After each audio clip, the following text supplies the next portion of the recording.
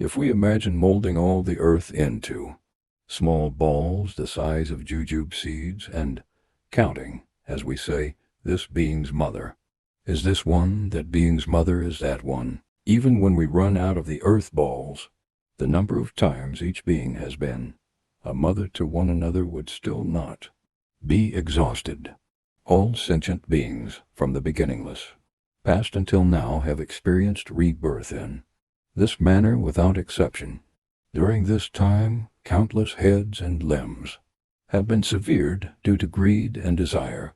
If we were to gather all the limbs of those who have been reborn as small creatures, like ants, they would surely surpass Mount Meru in height, beset by hunger and cold, with no food in their mouths and no clothing on their backs. The tears shed in anguish from the suffering of thirst and exposure, if collected before they dried up, would certainly far exceed all the waters of the oceans. It is essential to reflect deeply on these profound principles.